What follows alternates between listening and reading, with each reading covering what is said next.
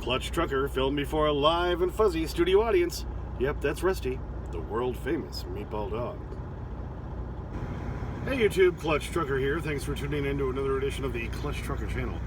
Alright, you know how I'm always talking about how you're always doing repairs as an owner-operator? Oh my god, it's just never ending. I would like to have a few days, maybe even a whole week where I haven't had to do something, but it hasn't been that way recently.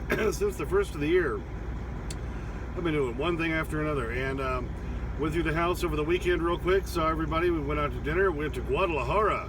Great Mexican food, baby, yeah! I got the carne asada burrito, oh yeah. We had the chili con queso.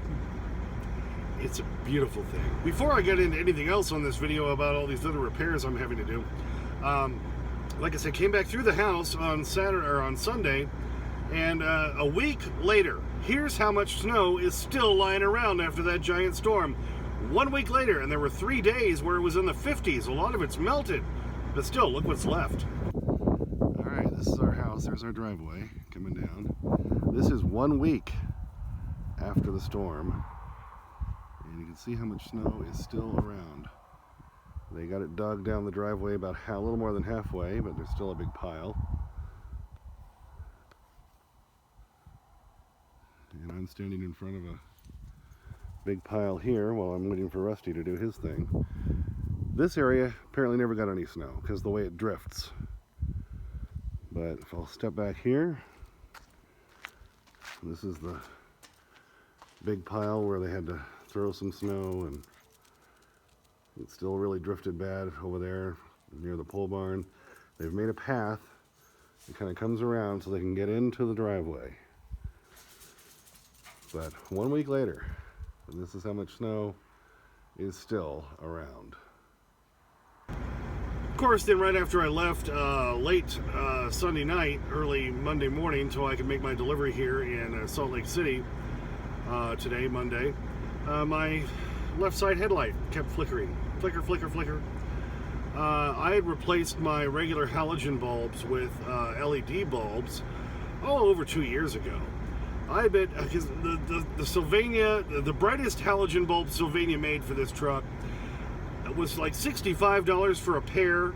I was doing those every 3 to 4 months. Finally got sick of it a couple of years ago. I think I have a video about it too. I got these from superbrightleds.com, and they lasted pretty well, but you can see I have a picture I'll show you a close-up. Well, the wiring finally failed on it, and that's why it was flickering. So I pulled it out. Luckily, as being a good old truck driver, being a good boy, I saved all my old bulbs.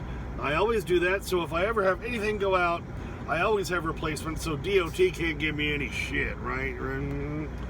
Anyway, so when I was fueling up at the Petro in Laramie, I just popped in one of my old halogens. They're just not near as bright. I went ahead and ordered some new after I delivered today, delivered this morning here in Salt Lake City. Bo was trying to find a load. He couldn't find anything that paid worth squat today, so had to wait until tomorrow to pick up. I'm like, that's fine, Bo. I've got some other stuff to do, and we'll get to some more of that here in a minute. But I knew I had to order more bulbs, so I went online on Amazon. You can't get the LED bulb replacement ones at a truck stop, at O'Reilly's, or anything like that. You got to order them online. So I ordered some online. I'll show you what those look like. The load they booked me on, I'm picking up in Ogden, Utah tomorrow, 10 a.m. on, that would be Tuesday, the 23rd. And then I'm going to run back through Cheyenne. I've now booked another appointment to try to get my vaccine, the first of the 2. Can't seem to find anybody who has the single dose one. So I'm going to do that on Wednesday at 11:30 at the Department of Health there in Cheyenne. And then I deliver Thursday morning at 7.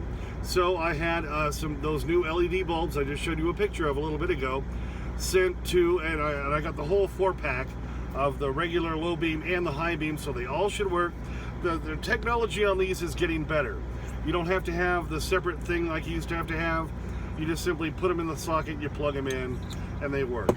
So I am having those sent to the Sapp brothers in Lincoln, because I deliver Lincoln Thursday morning at 7. There's Amazon lockers there, so I was able to get that done.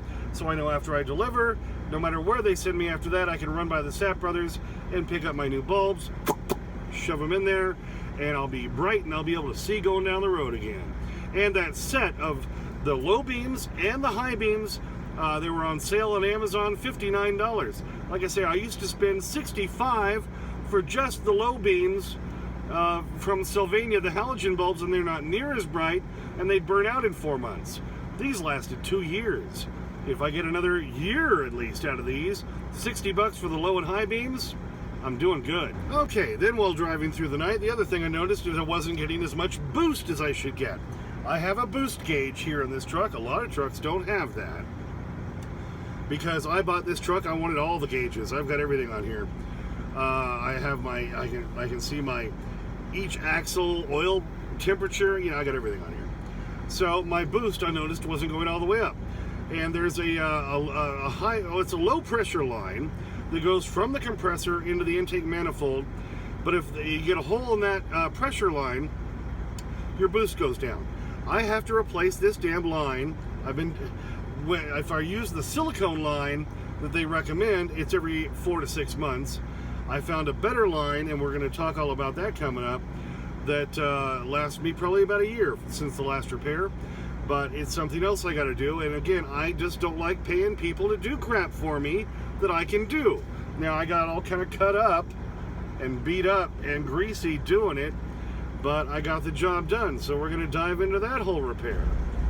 Now this is the blown hose, what it looks like on that end. You see all the threading in there between the 2 layers of rubber, but that's what the blown end looks like. First off, after I delivered, I was real tired. I napped for a while. I knew I wasn't picking up till tomorrow. Then I went over to the Freightliner here in Salt Lake City and picked up my the replacement tube to go on there. It's really a heater tube is what it's made for, or a power steering tube. But I found it's the same inside diameter and works really well for this repair. Let's look at it. Well, doing a fix that I have to do usually about once a year or even sometimes sooner. You look way up under there. Here's a little air line comes out of the compressor, and it goes back in right over here, up into the manifold. That hose that goes there is broken. This is probably the 5th time I've done this job. Here's the blown hose. There's the other one where it goes in. This is a tougher hose I got last time to fix it because it wants to use it calls for this silicone hose, which doesn't last for shit. So I found the same inside diameter of this heater type hose. This probably has lasted about a year now. Longer than the other ones did, so now I bought another length of it today. I bought extra, actually, so I can do 2 more repairs probably. Got my hose clamps ready. Hardest part was getting what was left on the end of that little knob thing there, that little nipple, off. Because of course it broke off, and trying to get your hand back there and everything to get that off I've just gotten very beat up and bloody in the process. Here's the broken piece.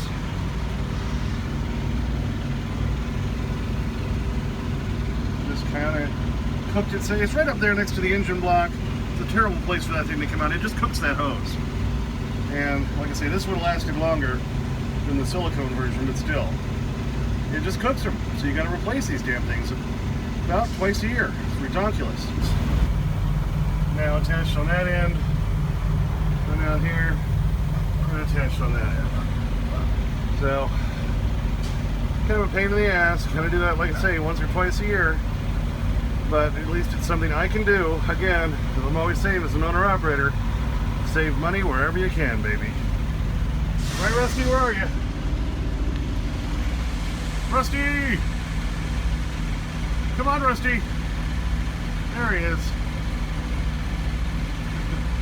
The hardest part of that repair was getting the old section off, because of course it always breaks right at the little nipple part that comes out of the compressor. And so I got to get the old section that's still stuck on there off, and it's right against the engine block, and behind the compressor. That took a while to dig that out of there, and that's how I got all cut up, but that's what happens. I was able to still do it myself and not have to shell out the $200 to somebody else to do it. So after all that, I decided, well, hey, let's show you everything else. I've been doing all these repairs lately. Let's kind of highlight everything here on the truck. Let's run down all the repairs and things I've had to replace lately. There's that new Davco spin-off filter dome. You can see through, nice and clean, nice and pretty, ain't it? Of course, we have the new radiator up front. There's that line I just did. The radiator is holding its level just fine, which is nice. Let's hit the other side. Oh, by the way, talked about those bolts or the nuts that fell off. Those are the ones right there. All 4 of those came off. We need to tighten them down again later. Here's my new alternator. Inside there is my new air filter I put in. Cab air filter goes into that slot right there. Intake is up there. So while I have the hood open, I'm just going to check the oil again while I am. Here's the new fog light I put on, but there's a wiring issue. It's not working. Always doing something on these trucks. And of course, you saw the new steer tires on there. I didn't mention those while I was walking around. I forgot about that. I've been doing so many repairs and so many things lately. It's just friggin' ridiculous. But anyway, there you go. So, yeah, being an owner-operator, I had that whole video about the day in the life of an owner-operator, and somebody said, yeah, it was like a week for that one day. I know. This is the extra crap you have to do as an owner-operator. This truck is 5 years old now, almost 5 years old. So a lot of more little things like that keep going wrong with it. My payments end in July, which is going to be the nice part. Probably right around the same time I'm going to have to pay for a whole engine rebuild. What do you think? Anyway, that's how you make the big money. A little more work, a little more sacrifice, a little more greasy, a little more dirty, a little more cut up. That's it. The reason I really had to get that tube, that airline, low pressure airline fixed for the boost is I'm going to be picking up a real heavy load and climbing back up over the mountains on my way to Lincoln, Nebraska, and I needed to make sure I had boost so I could climb these hills. So that's why once I got delivered today, napped a little bit, picked up the tube, then got back here to the Sapp Brothers in Salt Lake City, I went ahead and did the repair myself because I knew if I didn't, there's no way I was going to be climbing these hills. Yeah, the repairs just never seem to keep ending here. But that's one of those stupid things I have to do anywhere from once to twice a year now that I've got the better hoses. When I had those silicone hoses that the engine requires or they recommend, it was every 3 to 4 months. It's ridiculous, but it's just a bad design and Detroit's fault where that nipple tube comes out of the air compressor right against the engine block. Of course it's going to overheat and cook that tube. Oh well. Thanks for tuning in. Hope you liked the quick shot of the week later, still seeing how much snow is in Cheyenne.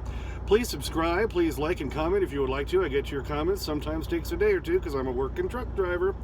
Let's see. Ring the bell for notifications so you know when new videos come out or when we go live. Don't forget about Clutch Trucker on Instagram, Clutch Trucker on Twitter. Patreon and coffee down in the description if you feel like supporting the channel. We'd appreciate that. And as always, sniff that magic YouTube fairy dust. Clutch and Rusty, out. Welcome to the Himalayas! Alright, come get it. Come get it, the bacon strips. Jump, Rusty, jump. You can do it. Oh, there he goes. Yeah. Love them bacon strips.